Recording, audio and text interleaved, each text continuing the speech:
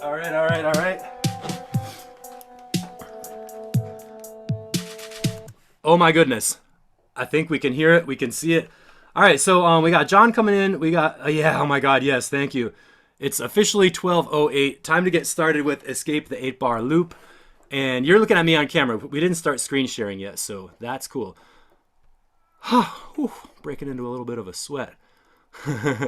Now, what I meant to do to be all slick was to play this little thing and say, can you hear me and can you see me, and make sure we get the interaction happening.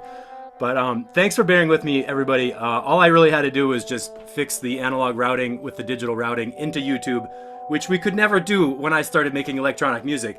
What this whole thing came from was I started making beats with samplers and drum machines and sequencers. And it was sweat. So when I was first making electronic music, there was no timeline to look at. There was no computer monitor. There was no arrangement view. If you wanted your arrangement, you had to take a magic marker and like the lid from a pizza box and write down, okay, start, and it goes over here, and then the drop over here. And we used to listen to records and count up to 16 and make a mark, and then count another 16 and make a box, and actually draw out the timelines from like Ronnie Size and Aphex Twin and Daft Punk and shit like that. And we would actually, draw, like, how did they make their beats so cool? And I loved it that their music, you'd play electronic tracks and they would go on for like 5 or 6 minutes, 7 minutes, and never get boring. It would still be dropping and peaking and building up and doing all this stuff. And we were like, how do you do that? So we would actually write it down in the timeline. And the reason I love Ableton is that this is the only program that lets you work the same way with making loops and sequences and song sections kind of like by feel in your mind. So you're not just laying it out in the timeline. It's not Logic, it's not Pro Tools. You don't have to just draw them visually. You're doing it by ear. It's the most obvious thing, but people don't really talk about it very much. So I'm doing this workshop to help you do a workflow where you can play the song you like and just have it come out the way you want it and not have to like write it down visually or anything. So let me know if you understand this beginning part so far. I wanted to jump in and show you stuff right away, but we do need a little bit of a background, and then I'm going to go into screen sharing, and if that doesn't work, you're going to see me throw my computer across the room. So give me a yes if you understand the feeling of making live music and performing it and having your track have a living feel, because I know you don't want to be bored. You don't want your loops to go on forever. So let me just make sure the comments are cool. And I'm going to hit the screen share, so I'll show you a session. Then you'll be able to see what I'm talking about. I got this new workshop for 2018. When I was doing that, thanks John for the yes. When I was doing this last year, we did it as a 5-day challenge.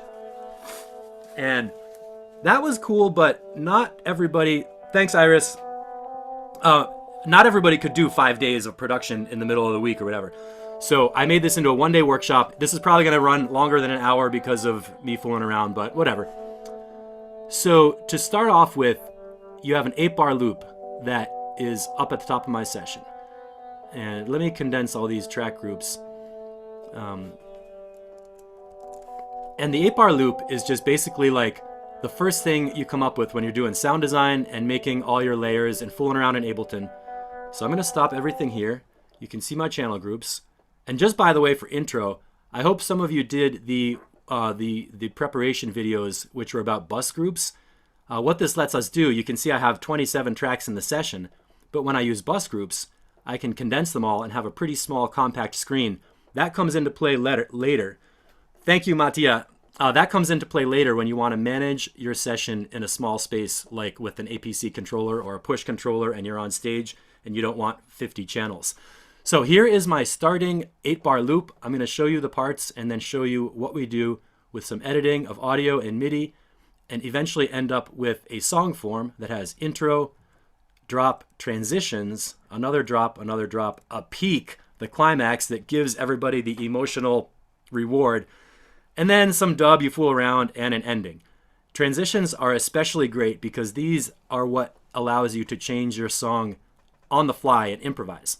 We'll get to that in a minute. I'm going to show you how to do all that stuff today. Here is what I start with.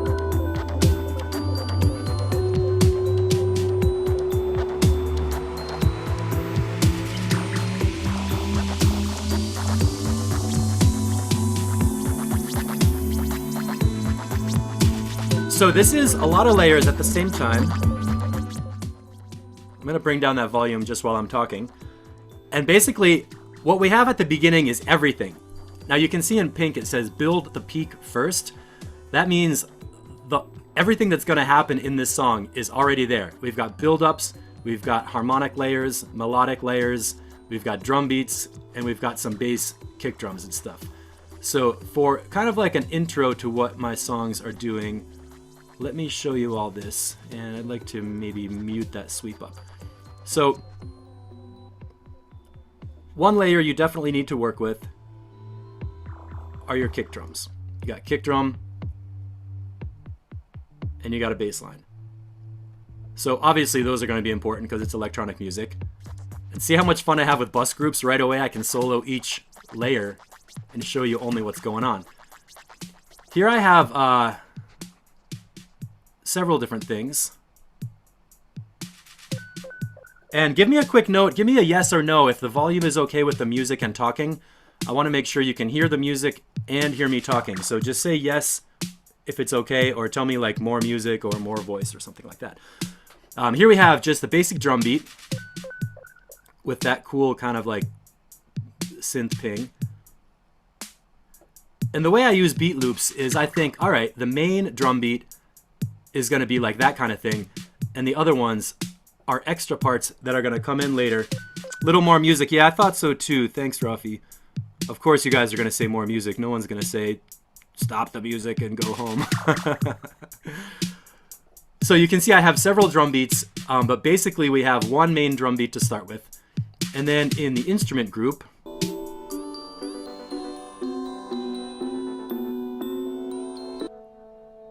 you heard this synth pad for starting, another bass line, some melodic parts, and that kind of thing. So just for an introduction to what you need to be, let me say it this way. Before you start using the Escape the 8-bar loop workshop, you have to have something to start with. You need to have enough layers that you can play around, do different combinations, have the main drop, and then also other stuff to add to it. 4 a.m. in Australia. All right. Because you can't really make a song until you have enough parts. So you should have at least, I don't know, at least 8 or 12 channels in your session with, you know, you need a kick drum, a bass line, a couple tracks of beats, at least like one good loop and maybe 3 more channels of drum beats. And then for instruments, you know, a pad, a lead, a melody, something like that, so you have the basic composition elements. The next thing we're going to do is what I call clip stacks. Now, the goal here is to get a longer piece of music, right? Like the problem with loops is that you listen to it and it gets boring right away. So the goal we want to achieve is getting a longer piece of music that's not a short little dumb loop, and it has to have variation to be more interesting. So let's look at, just to start off with, a kick drum thing. We had a starting kick drum pattern. And you can see this is two bars long. I click on here. You can always look, oh, it's 1 bar long. So it's kind of all right. I mean, it's got some different, you know, bumps in it.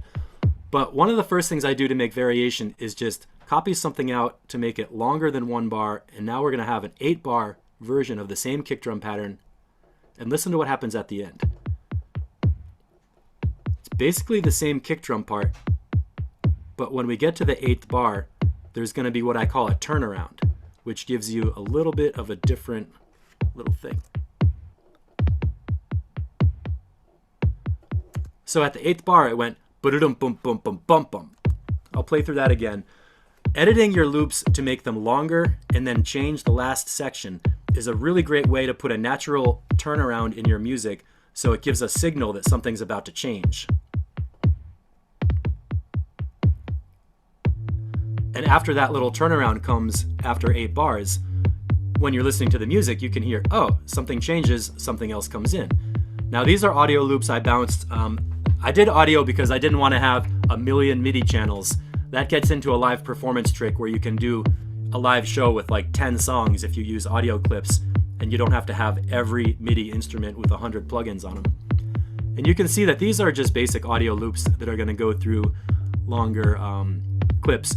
And the reason I made this a 16-bar clip is because when I get into automation envelopes, it gives me a way to do a long volume fade out or a volume fade in with this longer piece of audio. That it's not so easy to do that in a 2-bar loop, but if you have a longer one, you can. So let me show you what else I did with kick drums to make development. Here is something that's called clip empty 1. For an editing technique, I just select a note and hit the 0 key to turn it off.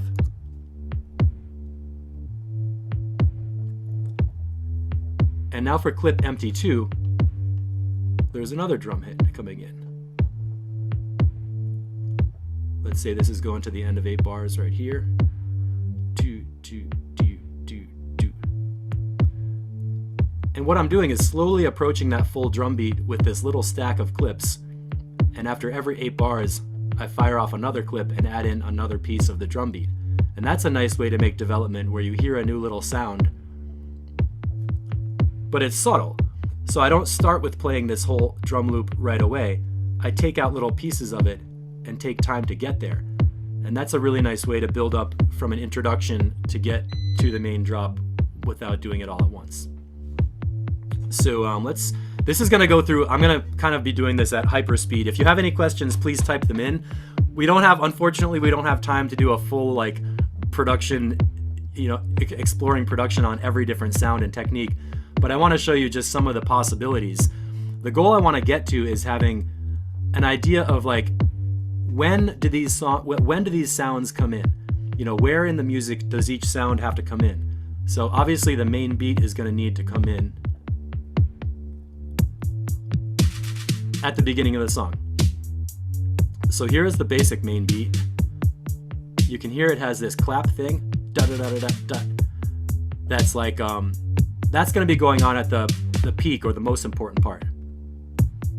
So I made a variation called the calm beat.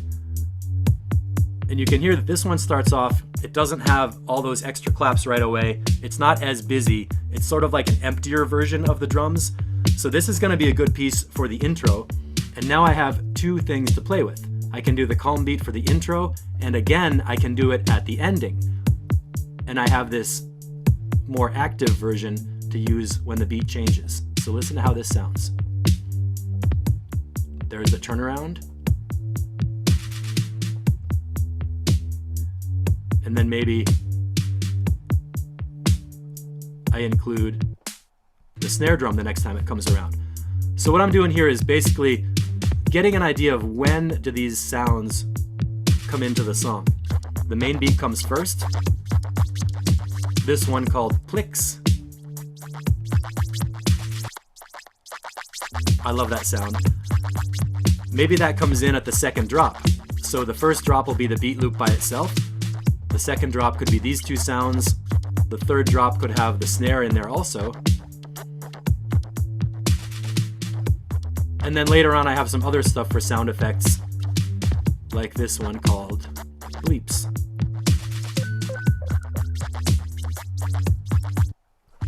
I'll solo that again to make sure you can really catch it. Little fun, little teaser sounds. So I want to make sure you're with me so far. If you have any questions, type in a question. What we're talking about is how to make a stack of beats so that as I'm building my song sections, I can take a kick drum, a bass line, a beat loop, and some extra stuff and combine them to make a song section down here. So you can see every scene has different combinations of sounds. What we're doing right now is building the basic ingredients to use in our song form to make it really easy to put together your drops, make sure the drop is different every time it comes in the song, and make sure your track stays interesting with variation and repetition. And that goes back to Mozart, you guys. Beethoven, Mozart, they were all about doing the same thing again, tweak it out a little bit, repeat it, change it, maybe put the melody in the bass line. There's all kinds of old school composition you can do to keep your music interesting that still applies in electronic music. I put in some sound design notes, like this echo ping sound has some pretty big EQ notches. We don't really have time to do a big sound design moment, so I want to just mention that, part of the intro part of making your music is the sound design, coming up with combinations of sounds that work well together. Basically what we're doing is making ingredients that work as combinations. So for the instrumental group, this pad sound is the first one you want to hear. And it's kind of an ambient track, so when I begin the song already I'm thinking, yeah, the introduction, I want to start with this pad by itself and later get to the point where we're dropping other layers. This is a copy of the bass line, and you can hear it's got a little more stereo width. You can see the layers are bouncing left and right, and it has this LFO thing happening. This is a sound design technique where you have a sub bass in mono under 100 Hertz holding down the bottom, and then in your upper frequencies like 200, 300, 400, you can have some more stereo action on the bass. Maybe put a reverb on this bass channel to get a thick, wide texture that doesn't mess up your sub. So we're going through the clip stacks to figure out how to make ingredients for our song form sections that are going to come in down at the bottom. Every song needs a melody at some point, so after the next turnaround, I'll put this melody in to show you what's coming in. Another little stereo deal. So I hope you can hear how the layers are starting to stack up. A little preview of net later. That's a sound for like, you know, after the peak possibly. Add a little extra high frequency flavor. Now plucks.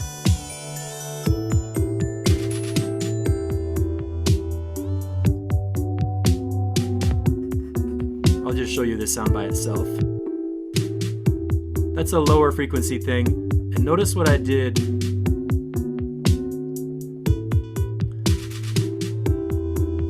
This sound is over on the left side, melody sound is over on the right side.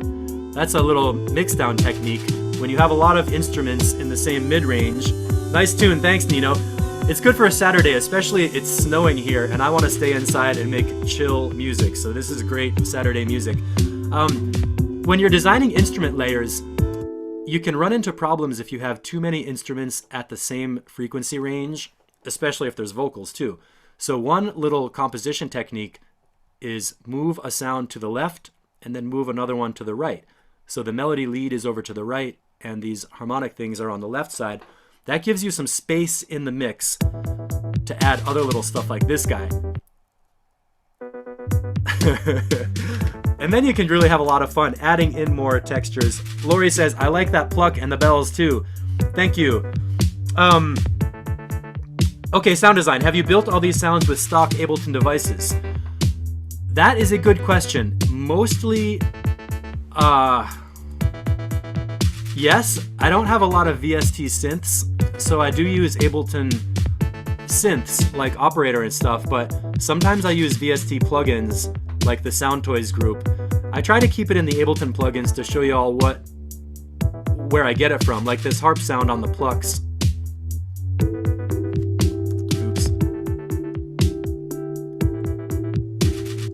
This one is from Tension, I think. And then, you know, I just hit a basic EQ curve on there. Glue compressor. That's an external VST compressor that's not really essential, but I was playing with it. And yeah, you can do pretty much, I mean, I do almost everything I want to do with the Ableton instruments. And then some Max for Live plugins. And then I use microphones and record percussion mostly. I like to record natural percussion with a mic because you get a natural room reverb, and also you can do like, you can just do rhythms by hand a lot easier than programming the details of micro timing. Like for clapping, just for a dumb example, if I record clapping with a mic, it's gonna sound great. I'll put it in the track. I don't have to go find a clap sample, put a reverb on it, and micro fine tune the MIDI notes to make a natural timing.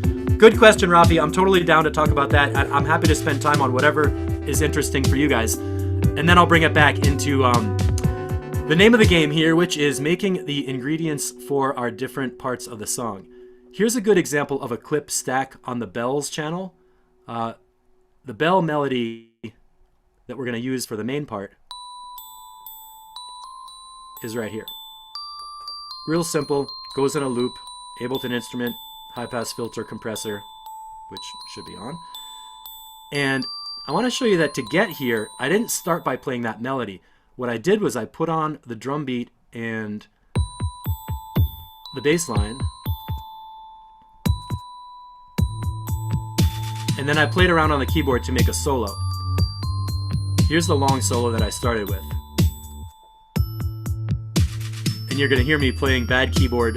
I recorded this. I don't think I quantized it or whatever. For a composition technique, it's a great idea. Hey, Jill is here. What's happening, Jill? Coming down from Florida. For a composition technique, I've turned on the bass line and the drum beat, and I started hitting the keyboard to just make some dumb little sounds and figure out where I wanted the melody to go. And later, I clipped out a piece of that. So what we're hearing right now is sort of a sloppy first take of a melody to run around and think, where is this melody going to go? What's important here? What do I want to hear more of? And then later I come back and edit. And you can see I have solo take 1, take 2.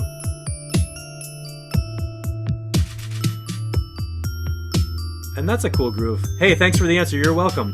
Yeah, okay, Rafi says I'm a percussionist. I totally understand how recording those can be quite a shortcut. Yeah, man, it's all about production shortcuts where you get great quality, interesting sound, and you don't take 100 years banging your head on the desk.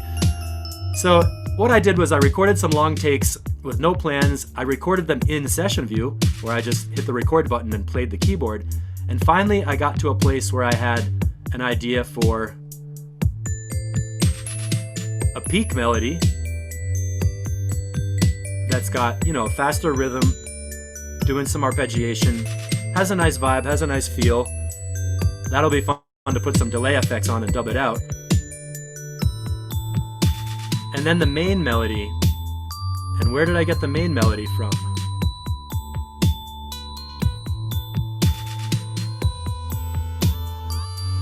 Right here on the melodic lead synth, which is, I guess that's audio right now.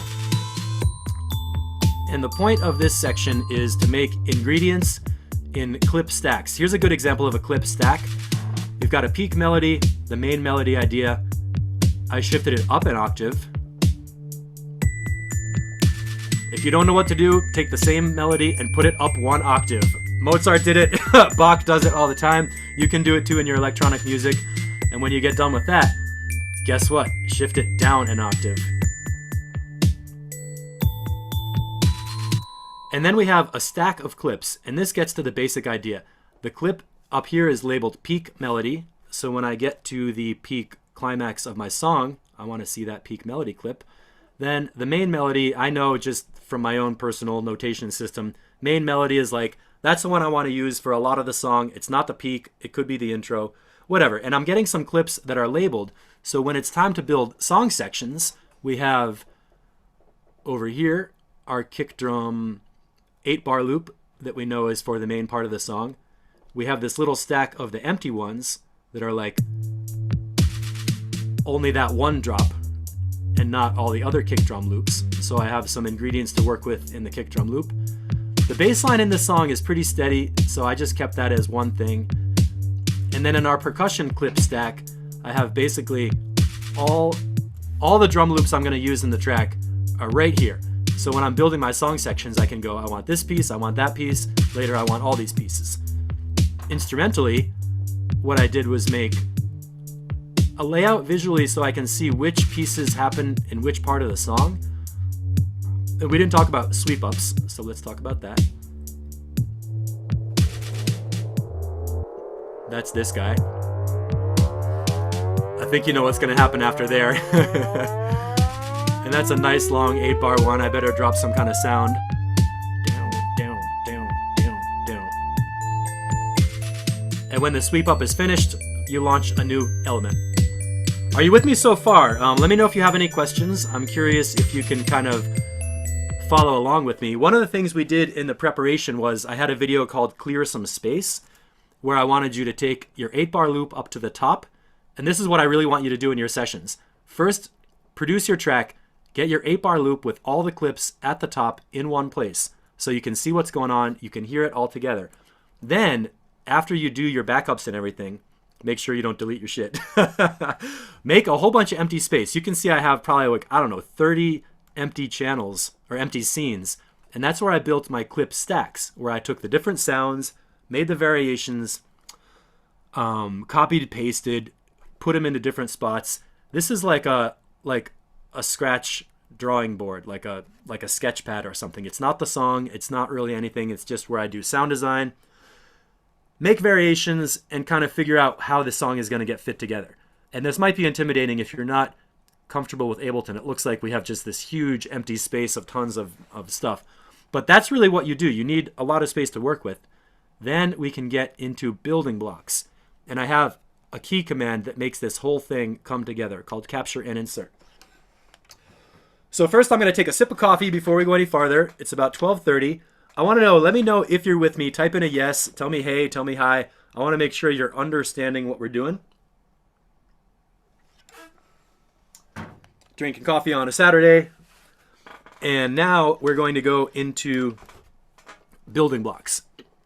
I didn't see any highs yet. Nino says, yes, I know, I'm so demanding. I tell you guys what to do. Thank you for answering. I don't want to talk to zombies. I want to talk to excited people who are happy about music. So how do you, thanks, Matya. Thank you, thank you. Also, if I'm talking too fast, you can say, slow down, Steve, you are a maniac. I don't want to be confusing. I just want this to be clear. Yep. Thanks, Lori. Thanks, Jill. Rafi's hijacking the questions. No, man, tell me every question you can think of, and if I don't get to it, I'll put it into the next workshop. So the building blocks are really exciting. This is where I'm going to put together the song form, and I just want you to understand, mentally, I'm already thinking I want an introduction, I want a drop, I want some other drops that are different from the first one, and I want to arrive at the peak. So the name of the game is Get to the Climax. Oh, Rolf is here. What's happening, Rolf? Nice tune to start with. Thank you. Ha, slow down, you're a maniac.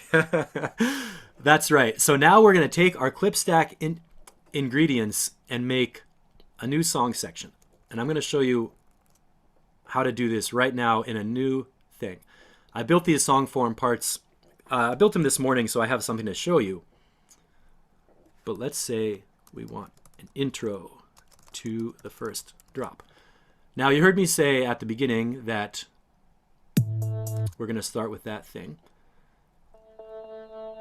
So the main technique we're going to use is adding clips to scenes. And just in case you didn't know, these little boxes are all called clips.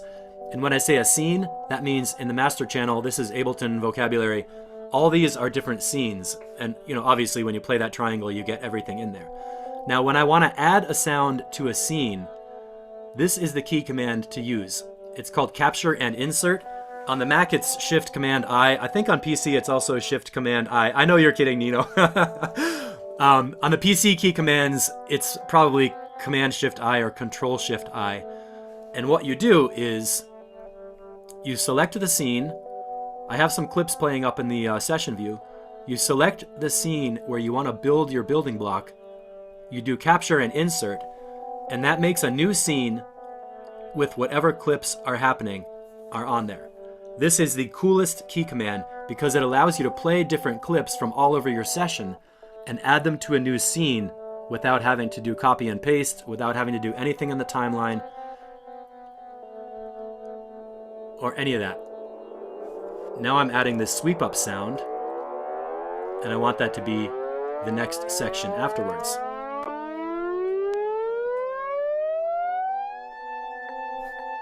And that goes into a loop. So what I just did was I built a little intro where from the master scene, first I can play this slow synth pad by itself. The next time I can play this sweep up thing. And the third time, I think it's time for a beat. So let's have, okay, so now I've got a simple bass line, not the low bass, just the upper bass line. I've got the kick drum pattern and that calm beat for the intro. And over here I have the synth pad happening. Oh my god, these are all over the place. They're like 20 different places in the session. Visually, one is here, one is up there, one is down there. That can be confusing. Maybe that's why people don't like session view. So watch what happens. I select my intro scene. I'm going to do capture and insert. I do the key command, but I want you to really remember this. And look what happens. Ableton builds me a new scene where I press play on the master channel and I get that exact combination of sounds. The pad is happening, that sweep up riser is happening, and next time I want to drop that new bass line, and I want that to stop. Procedure is select your scene, do capture and insert, and you get a brand new scene automatically below the last one with the combination of clips you wanted to play with. Now I know that sweep up came in there. So I'm going to play through what we just did to show you how we create the beginning of a song. We're going to start with this guy all by itself. I didn't know we could do that. I think on push 2 it's like the duplicate button. Yeah, I'm not even using push because I want this to be accessible for everyone even if you don't have push.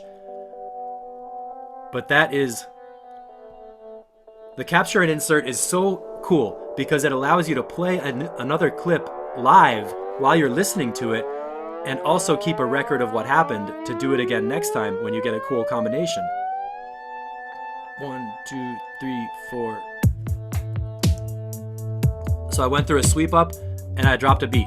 If you remember at the beginning, I said the only thing you need to do in electronic music is make a build up and drop a beat. There was that turnaround and I dropped another one. So let's say we want to have another sound come in. Maybe a melody.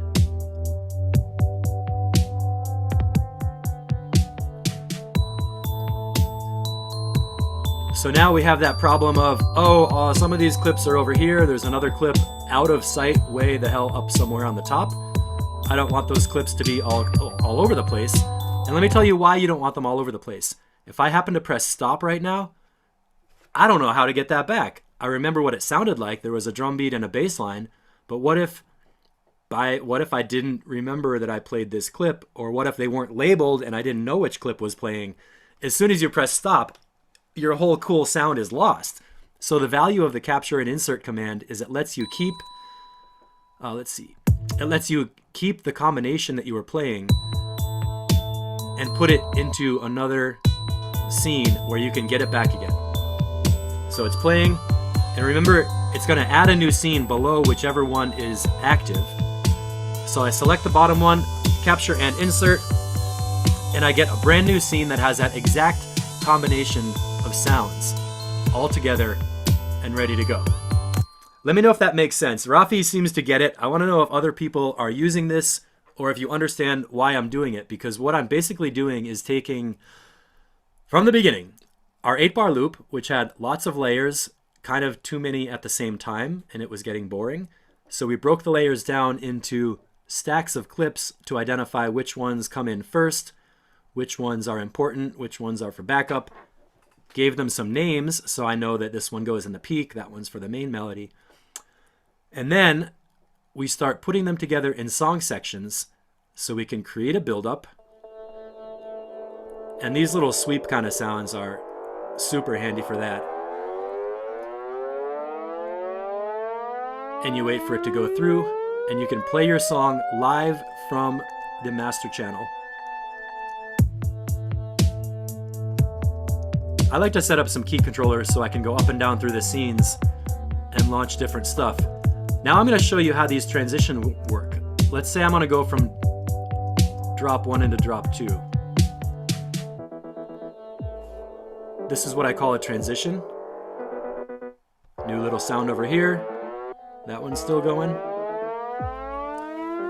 And after the 8th measure, we're going to go into drop 2. 1, 2, 3, 4.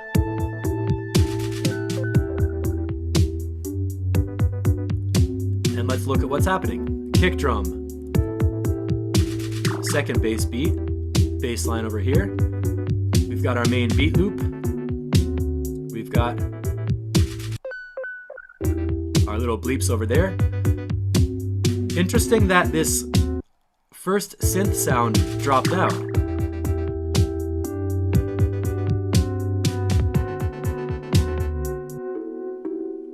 The plucks are in there. And the sweep up sound, this one is called Sweep Up Tail with a volume envelope. Again, I don't have forever to do sound design. I wish we could spend more time on it. But I want you to know about volume envelopes because this is a nice long sound. It's looping at the end. And there is a volume envelope. You press the little E button, open an envelope, and you can do automation inside the clip to make it change. Let's see. So that volume envelope made our sweep up sound fade out, so you don't have to just have it stop dead when you go to the new scene. It gives you a way to make a transition. Comments coming in. Nino says, I love Ableton because all those cool tricks. Oh, I need Tricky's voice over that. Yeah, man, Tricky, I don't know. Do you think Tricky and Banksy are part of the same group, or was that a rumor? Matthias says, so cool. I didn't know it, and I'll use it a lot. Yeah, there are so many cool things you can do with Ableton to make your songs happen. Now we have another transition with this sound.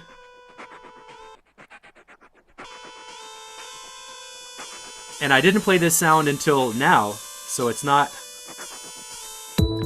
So that gives us a way to have a new sound and a new drop. Oh, and we have another riser coming up. I'm gonna play through these scenes and just give you an idea of how the song flows. Wait for that turnaround. 1, 2, 3, 4, 5, 6, 7. Coming to a transition.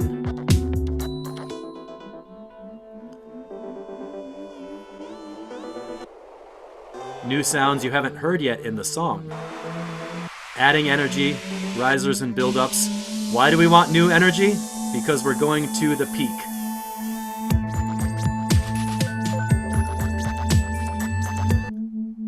You have one of those in stereo. You had our peak up there. That's our peak melody. And all I did to get to this part, I want to make sure you can hear me. All I did to make this peak thing was I just chose different clips from different parts in my clip stacks area up here. And I picked out which ones I want to have happening at the same time. And then I did capture and insert to add a new one. Question, do you usually end up using other parts of the improvisation that you took the tune from, or will that be too much? Yeah, man, I do. I do use other parts of improvisation and I put them in, so I'll have an idea that will go like maybe 32 bar peak. So then I make a song section that's like this, and I want to add our long solo. So now I have all those drums and everything from the peak section, and what I have to do is go to our 32 bar peak, do capture and insert. Choop. And look what happened. We get a new one called 32 bar peak 1 with our solo sound in there, which is, all right, so that's 24 bars. My mistake. But I just added a new section of the peak that's going to have 24 bars of this melodic solo. Pretend it's a perfect solo. And that gives us the ability to have an intro, do some little build-ups to get to it, and when we drop the main peak, I know it's going to go for 24 bars, and we'll have a 24 bar section where I don't have to do anything as a performer except tweak the knobs, play with the effects, make it sound cool, and let it run through. And that's a way to finish Rafi's question. Making those solos into these scenes on my master channel gives me a way to have like kind of like a 1 minute chunk of really developed music with the solo and all the other stuff happening. I don't have to play the solo live, and I don't have to use little short pieces to try and recreate it. I can just like use this section as a landing space and say, yeah, I want to arrive here and have this play. And then I can go on out to something like the dub. Next question. I can't see what BPM you're on. Google's in the way. Oh man, Google is in the way again. It's at 120 BPM. And, oh, I see on the monitor the word Google is in the way. Another thing I want to just mention, when you're building your scenes and firing off the master channel, it helps to have your global tempo at 1 bar or maybe quarter note, so you can fire things and have them land on the beat. Because if you have this master quantizing set to a really short length, like 1/16, sometimes you go to drop a new song section and you do it a 16th note too early, and your dancers are like, dude, what are you doing? You're off the beat. That can mess up your night. So for now, keep it on 1 bar, and when you go to the next song section, the metronome waits until the next downbeat. Good question. If you have any other questions, type them on in there. It's 12:45. I know I took a long time on the startup. So I want to ask you all a question. Do you understand about capture and insert to make song sections? That's the question. Do you understand how to use capture and insert? If you only come away with one technique from this whole workshop, capture and insert is the technique I want you to use. And to be ready for that, you have to have different clips that you play at different times, and then you just choose the clips you want, new sound, new scene, and you drop them into your sections. Let's try it right now. While I'm waiting for you to answer, Jill says yes, Rafi says yes. I'm gonna put in this bleep loop because I don't hear that yet, and maybe the mangled beats too.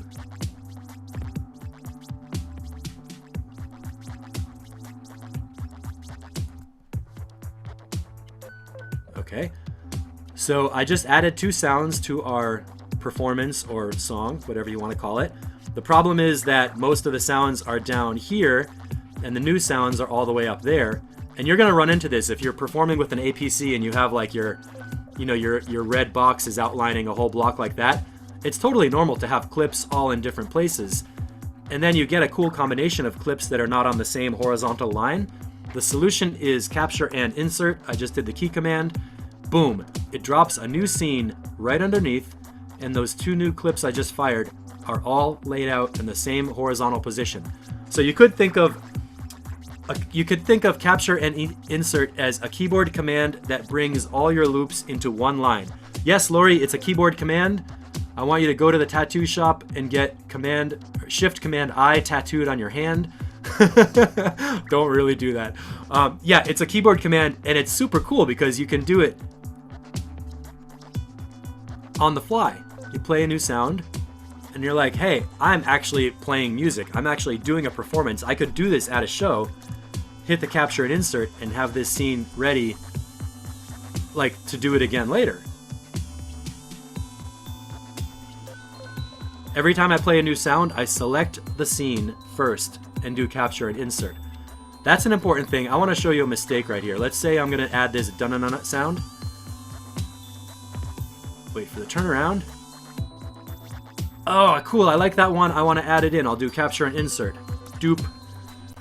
Whoopsie. That was a mistake because it added the new scene up here, and everything else in the song was down. I don't even remember. It was like down here. So I'm going to stop and undo that. The reason I said that's a mistake is you don't want your different scenes all over the place.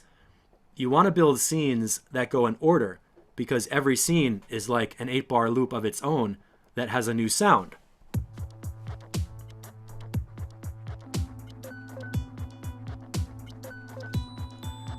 So you end up with a full song where basically you start at the intro, you go through and play every scene for 8 bars, and stuff happens. You get transitions, you get new sounds coming in, you get sweeps building up, you get this like development that leads to a climax, and all you really have to do is go through here and play a new scene every 8 bars. Lori will write it on a sticky note. I'll accept that if you write it with a big fat Sharpie marker for a permanent marker. No pencil. I'm such an idiot. Ralph says, I would be inspired to play something else live on the keyboard. Yes, totally. So you can set up a controller to run through your master scenes, and you can build scenes that are like 24 or 32 bars long and have a keyboard controller ready to go live. So your master channel is taking care of all the stuff about, bringing in new sounds. You don't have to hit the mute switches by hand. You don't have to hit the clip launch triangles by hand. The master scene is taking care of that by the way you built your scenes. And then you can play keyboard live. You could play trumpet live. You could grab the mic and MC and beatbox if you want. You could do hands-on dub on an analog mixing board with aux send knobs and stuff like that. I love to do that. So this is all about, you know, getting more music with less work. And if you really get a huge session and you want to see what you're doing, check this out. Now I can go through and play through my song from the master channel, and I have all this visual space to play with my effects, and I don't have to get lost in the mix, and I can still kind of see that stuff is happening. Anybody have another question? Let me know. I'm going to drop some beats and keep playing through the song. If you have a question, type it in. I am super happy to answer your questions and talk about as much more as we can, and then I'm going to tell you guys, let me take a sip and give you a second. Yeah, I'm drinking coffee, hanging out on Saturday. Thank you for spending time with me, everybody. I'm really glad we can just like play with Ableton on Saturday and fool around and make beats.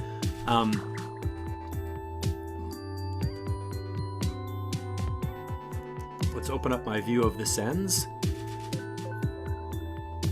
And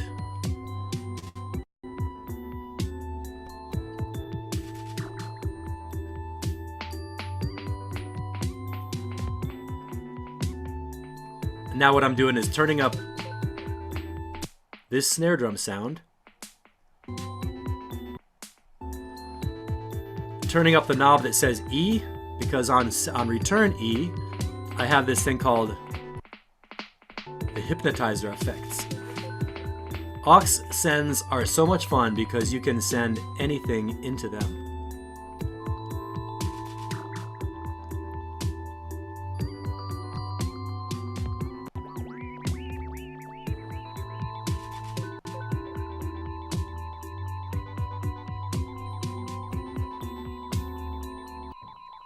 And what I did right here with this effect called the hypnotizer, I took the bell sound, I turned up send E to send the bell into the effects return, and then I hit it with the beat repeater inside this effect so I could do stuff like this.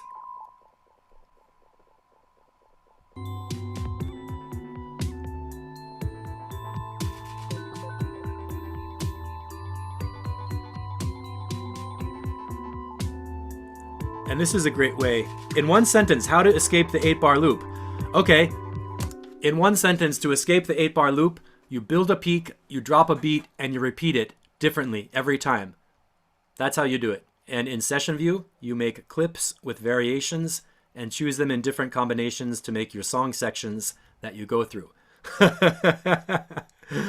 Just drop it? Yeah, just drop it like Nike. Yeah, in one sentence, how to escape the 8-bar loop. Take your loops, make them into phrases, make those into different combinations, and arrive at a climax that you can play through to get the listener into a happy place so they want to reach in their pocket, take out money, buy tickets to your concert, buy your album, and hear your music again and again and again because they like how it hits a climax and drops. I'm going to get out of the Ableton screen share for a minute, and I want to talk about the 8-bar loop course, because there is a way. I know we didn't have time to do all this stuff in detail. So let's say I'll get some little sound happening. There we go.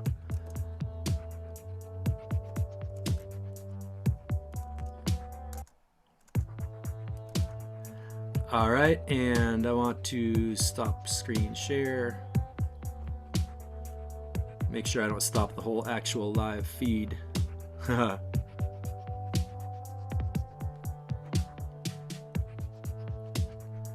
do you do that?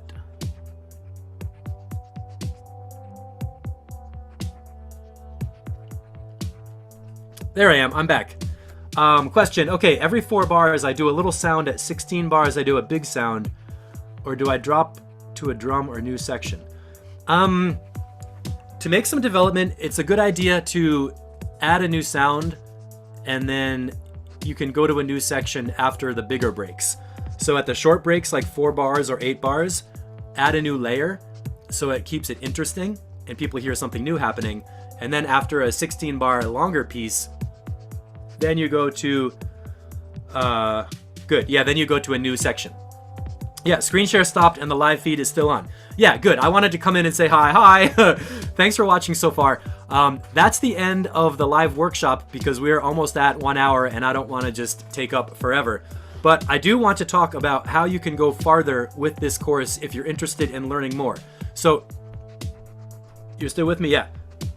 And Iris, I hope I answered your question.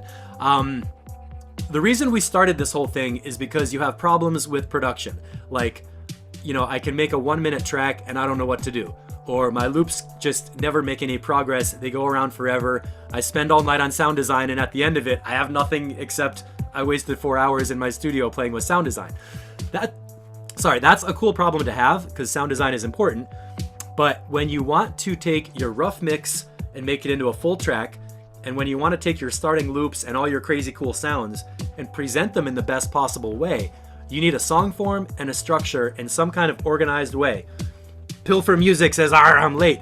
There's going to be a replay. You can watch the workshop again, but right now I want to tell everybody how to get into the 8-bar loop as a full course, because this is the coolest thing I ever made in my entire life. I've taken this workshop and made it into something I call session lessons, and I want to show you what one of them is like. I got to open one, so the music is going to stop for a second. Save changes. Yes, I'll save changes because I like backups. So while I'm opening an actual session lesson, let me tell you about how it works. When you get into the full course, you can download a live pack, right? That's got my session, the instruments, the sounds, the effects, the scenes and the labels and the clips and everything, where you can go through and play the scenes one by one.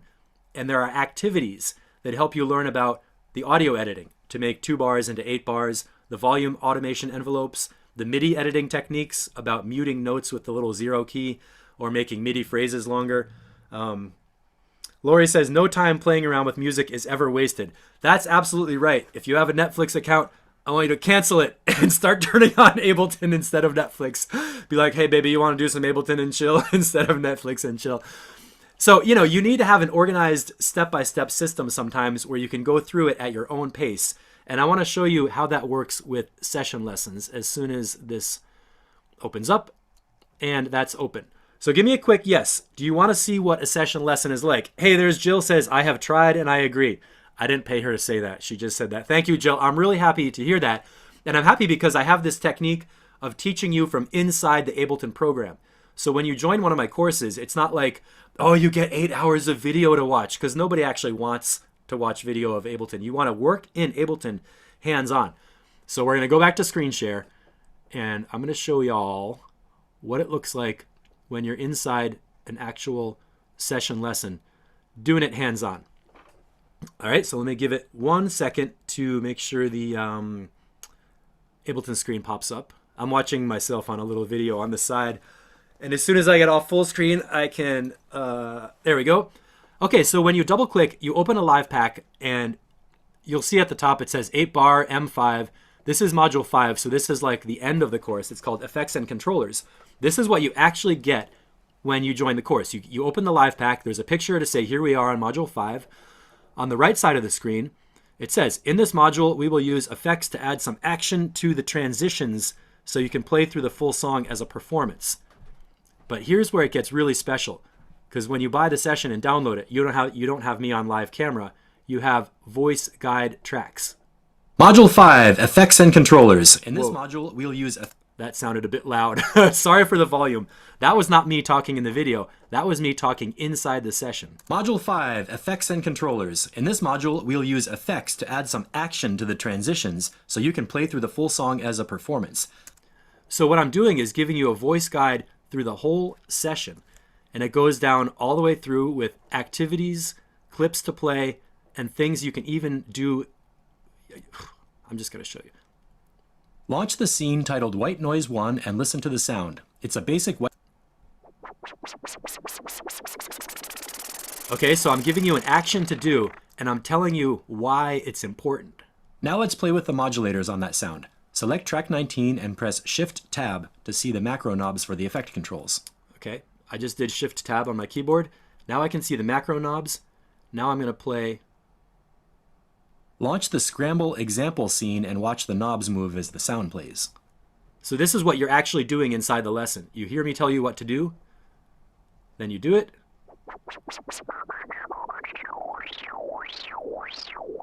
Whoa. The automation actually moves the macro knobs, and then we go to this.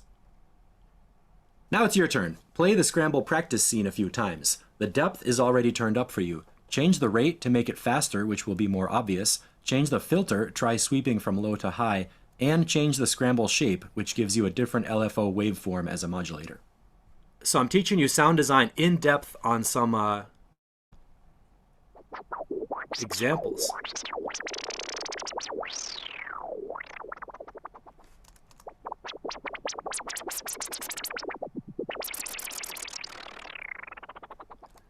And the voice guide clips are telling you why you do everything.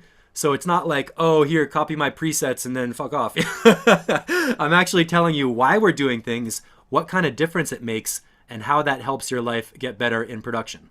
Using effects modulators like this makes your risers interesting and gives you something to do during your live set to make it into more of a performance. Did you hear that? I'm going to play that again. Using effects modulators like this makes your risers interesting and gives you something to do during your live set to make it into more of a performance. That is so amazing. I wish this had existed when I was learning Ableton. Every lesson has several pages where we go through effects, we're playing with modulators. I mean, every module is different. And you have activities to do with automation showing you what to do. And there are even sections like here, it says, watch the freeze delay video. This is a link inside the session. When you click on this, it opens up YouTube and shows you shows you a video just to explain that section, because it might be like some things you can't automate and you want to see them in a video. And then you go all the way through activities, the crash symbols. We are working with that same hypnotizer effects rack that I showed you a little bit in the live workshop, where you have this delay module with a beat repeat. That's totally fun. And you learn about LFOs, a little aux send and return. And that's only one of the modules in Escape the 8-bar loop. Are you with me so far? Nino says cool stuff. Pilfer Music says hell yes. Let's see if I can share my entire screen. What is going to happen? Now I want to show you how you can find this stuff so you can check out the teaser content for free and see if it's right for you. You might be really advanced with Ableton, and if you are, you can probably watch this workshop and get a lot out of it just from what I did in the workshop. But if you think this is interesting and you want to get involved with the course and go through these modules step by step, I'm going to show you what is there inside. So here is the platform where the courses are hosted, and you don't even need a username or anything to check it out. You click on View Teaser Content right here, and you can see what is available without buying anything, without logging in. Don't need a new password, none of that. So here is, there's free resources. Definitely go in there and play around. There are some videos showing you what's available. Let's look at Escape the 8-bar loop. Like I was saying before, it's an organized, structured course that takes you through everything we did in the whole workshop. Module 1, organize your session. That's about making space so you know what the quality audio is, you get rid of the garbage, and you make some space to work. Module 2, clip stacks, phrases, turnarounds, MIDI and audio editing. That's where we built the ingredients to go into our song form. Module 3 is building blocks, intro, build-ups, the drop, breakdowns, outro. This is all about creating the climax of your music so you have a place to go. Like when I go to a performance, the thing I'm excited about is to drop that peak, drop that climax, and just feel how everybody's going to feel so good when we get there. And basically the whole game plan for me is like, all right, I'm going to plug in, play some build-ups, and get to the climax, and that's my performance. So Module 3 is about creating those climaxes. Any comments? Okay, we're cool. Module 4 is transitions. This is a whole module about how to create those in-between sections where you do the sweeps. You hit a crash cymbal. You maybe glitch something. Maybe you do some little gaps or dropouts. Those are, you know what those are. Everybody remembers the words right before the big drop. Transitions are how you create that moment of silence before the drop. So when you hit the beat, people are like, oh my God. And then module 5 is effects and controllers, where we spend a whole module. I just showed you that one inside Ableton. We spend a whole module working on how to play with effects, what to do so that every time you play the song, it comes out differently, so that as you turn your loops into a full song, you get something that's specifically customized for how you feel to give it that live mix feel. So you're not just like, it's not like, oh, you press play and the song comes out the same exact way every single time until you get bored to death and stop playing it. You don't want that. You want your song to come out differently every time, so that as you're performing it, you give a live, raw performance to the audience. Or if you're out there, if you're trying to make an album version and make the perfect headphones mix in arrangement view, the effects and controllers let you play your song and have it totally mapped out in session view and tweak the controllers live. So it has a live mix feel, but you can still fine tune the mix down and make it a perfect studio album. For me, that's the ultimate blend. That's why I loved Jamaican dub reggae. When I first got into production, I was like, oh my God, these guys, not only do they have great musicians, not only do they have great sound, but the audio engineer is live tweaking sounds in the record. So you hear this amazing production with like slam and bass, horns and piano and all this stuff. And the engineers like King Tubby or whoever, they're in there tweaking knobs during the mix down. So you hear the mix. It's like like the mix is alive. It's like you hear somebody in the studio playing the mix as if it's an instrument. That's what I'm doing. Leave me a comment. I'm curious if anybody is interested in live dub or live mixing. And I don't mean Jamaican reggae music. I mean the technique of doing dub on your house beats or your drum and bass beats or your trap beats or your own original music, whatever it is. I'm curious who's into that, because the whole thing about aux returns and effects is all coming out of the Jamaican dub scene, and that is really a lot of fun.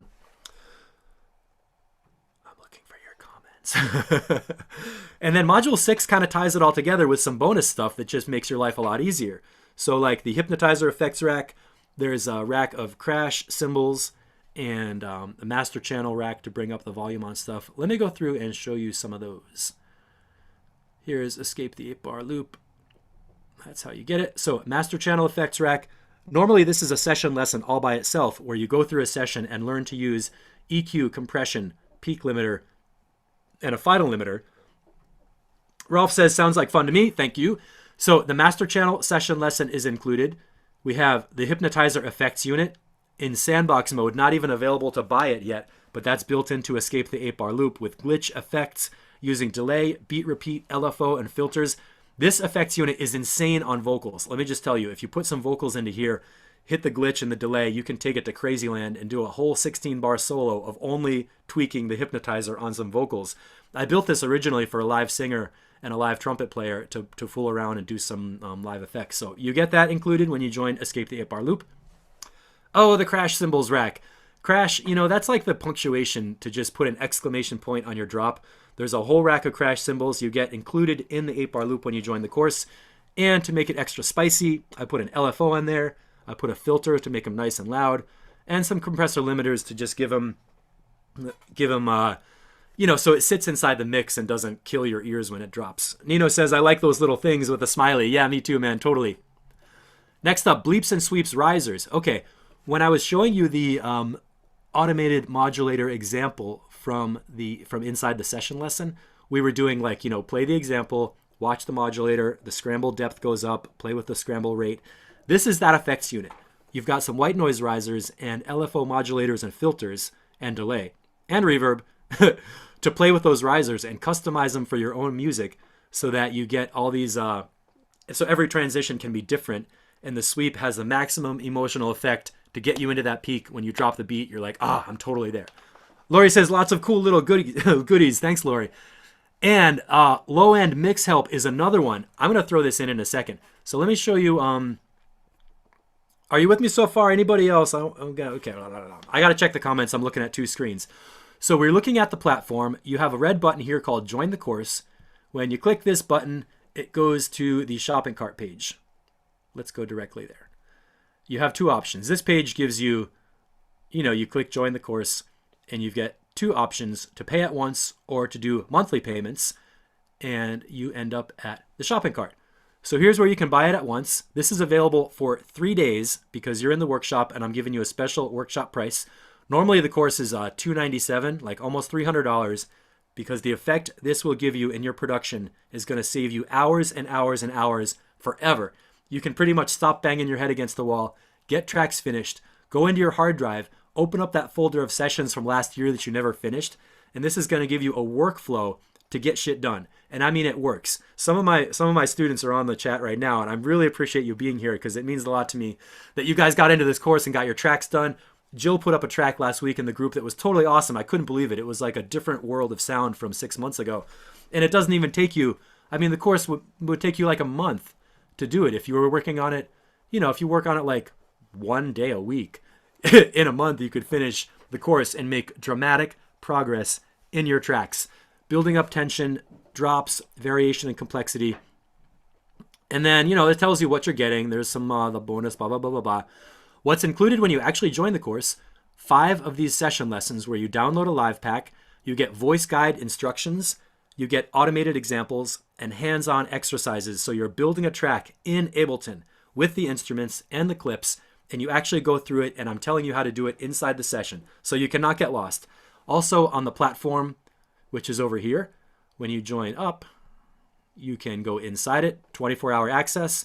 There are printed guides and short videos to help you through all the extra stuff, like how do I download a live pack? Where do I save it on my computer? How do I open it? What is a live pack? All those extra little things are included in there step by step. It's as organized as any syllabus in a college class because I want this to work for you. I want you to actually make the music and get it done and have it sound good. And because I love you guys and I want you to have a good time, I'm throwing in all these extra bonuses. The Bleeps and Sweeps Risers instrument, that's a session lesson by itself with automated examples and everything that you get inside the course. The Hypnotizer effects rack that you can save to your user library and use in any other session. I mean, a DJ set, a live set, a production session. That effects rack is so cool because it uses sounds from in your own session and then tweaks them out and glitches them. So it's not like just, oh, preset white noise riser or whatever. It uses any kind of organic sound you have bubbling in the background and lets that grow up and become some crazy ass buildup so you can drop your beat after it, which is why it's so useful because it's flexible everywhere. Likewise, crash cymbals are useful everywhere because, you know, everybody knows what they sound like. That rack has like 100 crash cymbals in there. You can reverse them, put them in there. You need to have them, so just, you know, grab them. Then the master channel effects rack. This is a bit of a mix down lesson, actually. One of the mistakes that early producers make is like putting all your channel volume up loud because you want your track to be loud. But that's actually kind of a mistake. The right way to do it is to keep your channels low and then use a master rack at the end to get the volume back later and turn up the volume on your amps to get it loud in the room. So the master channel effects rack, it's a little bonus to help you do that. I'm not saying it's going to make you into a mastering engineer, but it will help you make your music sound louder and have more fun listening to it. And let's get to the most important bonus. This is what I actually want you guys to do. It's called Low End Mix Help. And this is a one-on-one session where you send me your live pack and I help you with the kick drum and the sub bass line and the gain staging to get it all working right. There's a little video. I'm not going to play the whole video. I just want you to know it's there to show you what this is all about.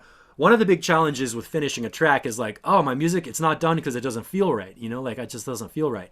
Well, the solution to that is often not a composition problem. It's a mix down problem where your kick drum doesn't thump. If your mix is too crowded and your kick is buried, it's never going to feel like a good song because you never get that doof, doof, doof of the kick drum. So this is just, the whole low-end mix help is a one-on-one session to help you get past that basic problem of the kick drum and the bass. So what happens is you send me your session, I mix the low end, and I give it back to you as a live set that you can open, and I give you a video tutorial showing you what I did in the session, why it was important, and how to save all the preset racks. So what you get out of it is a set of user presets in your library that you can save and use again and again on any production session so that you know your bass and your kick drum are going to be pretty much working, and you have like a mix down lesson on gain staging so you know what to do with your channels to get a balanced rough mix that you can develop with final automation and effects. This is especially fun. You know, I don't want to do your whole mix down for you because I know mix down is one of the most fun things. Tweaking your reverbs, putting your delay on there, all those effects racks and stuff. I want you to do that. Play with your stereo field, I want you to have fun tweaking out your sounds. I don't want to do all that for you. So low-end mix help is all about just giving you a great sounding rough mix so you can go through and tweak it to make it your final thing. Now, I usually charge $97 for that as a one-on-one thing, but you can get it included free in Escape the 8-Bar Loop because I want you to make a song, get it done, and have it sound good when it's finished. So basically, you could think you're joining the course with a one-on-one session to just make sure that the first time you build your 8-bar loop out, you get a final mix that you can share with your friends and be like, oh my God, that was amazing. Got a couple of comments from people that I did the beta test with of low-end mix help. Overall, the track sounds much more focused, punchier, mix has better dynamics. I was really happy with that comment. The bass with added sub bass sounds great. Okay, Benny said we got the bottom end corrected to be much more of a driving force for the overall vibe of the track. Pretty much that's what I'm going for. And the recent one from Daniel, he says, I'm absolutely amazed at what you did. Daniel's making house music.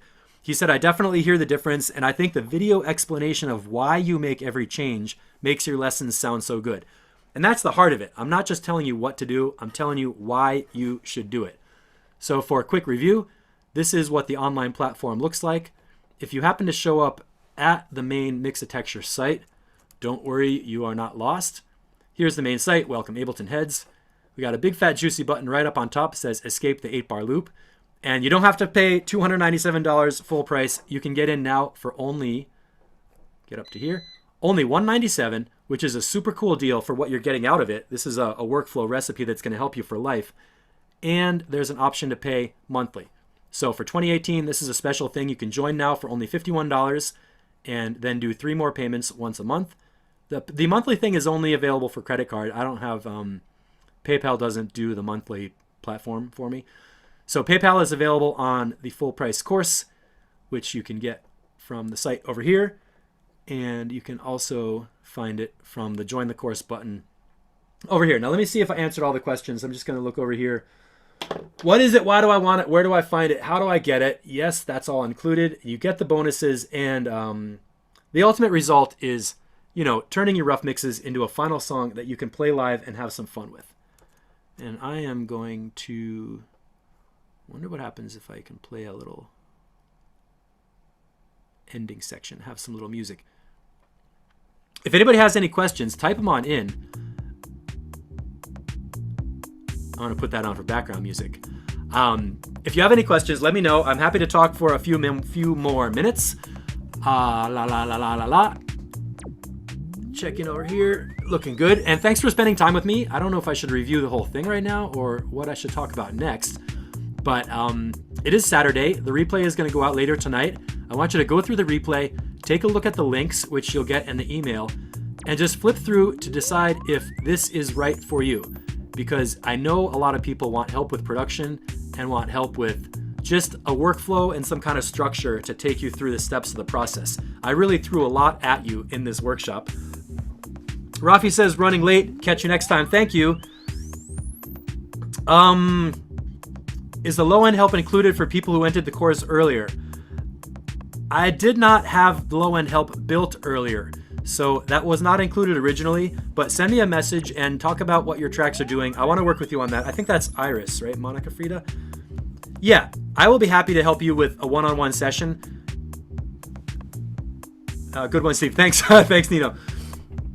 Iris, yeah, I know you're in the course from December or maybe November. I will be totally happy to help you with a one-on-one session with your low end or your gain staging or whatever it is you're working on. I don't think that was not included when you bought the course, but I'm happy to do that for you because you are involved in it and that's super cool. So everybody who's in the course so far, get in touch if you want some help with your mixes. I'm happy to spend an hour with that for you. I'll give you a video review of it. And the only thing I ask is that you let me share the video so other people can see the kind of tutorials I'm giving you in the personalized delivery. So Lori says, looks like a good course, might help jumpstart a few ideas I have. Yeah, Lori, I know you got those new monitors, and I've been watching how you turned your studio room to get it more fine-tuned and customized. So I would love to see you make some more tracks. And everybody else, if you're not sure about this, come in here to the sales page. There's all kinds of information. There's a frequently asked questions all the way down at the bottom. You can get in touch with me. There's my email address. You can pay monthly or pay all at once. This is a reminder of what you get, how long you have to decide that you want to drop some beats, and all these other questions. How long does it take? How long do I have access? What makes this course different? Does it work for Mac and PC? Yes. How do I? It's all in there. So go to that page and check it out. And when you're ready to join up, if you think this is right for you, you'll have links to the place you can opt in. So I'm going to stop screen sharing. Ooh, look at that little tunnel that just went through. That was like the psychedelic wormhole back to YouTube. There we go. And Iris says, thank you, wishing you a happy and creative year 2018. I wish the same thing for you. I'm going to keep doing this workshop. My goal is to have a new song every month and get it finished, so I can show you the process of the 8-bar loop in lots of different tracks and get it, done. I mean, I want a new album this year, and I have a lot of tracks from last year that I didn't finish. And every time I do the workshop, I can show you a few different production tricks. It's not the same thing every time because every song has its own needs. And this works for every genre you're doing. House music, tech house, drum and bass, trap music, whatever vaporwave kind of shit you're making. Anything that has an electronic bass drive and beats, you can use Escape the 8-bar loop to stack up your layers, make your clips, that go through different arrangements, and put them together in a song form that just does the two basic things you have to do. Build a peak and then drop a beat. That's what it's all about. If you have any final questions, type them in. I'm going to wrap it up soon. Thanks for watching, everybody. I really appreciate you being here for an hour on Saturday, especially with my rocky startup where I had to get my audio interface talking to YouTube, and they were like, I don't hear you, and I was like, I'm getting sweaty. So that's about it for the workshop right now. Let me check over here and see if we have any more comments and questions. Got Rafi's question. I'm scrolling through. Yep. Yeah.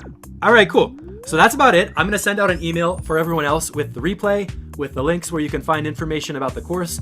And if this is right for you, it's a great time to join the course. You're getting some amazing bonuses. It's almost like $250 in bonuses. And instead of spending $300 on the whole course now, you can get in for $197. It's an amazing deal, and this will absolutely transform your production life. That's what I got for you. Thanks for watching, everybody.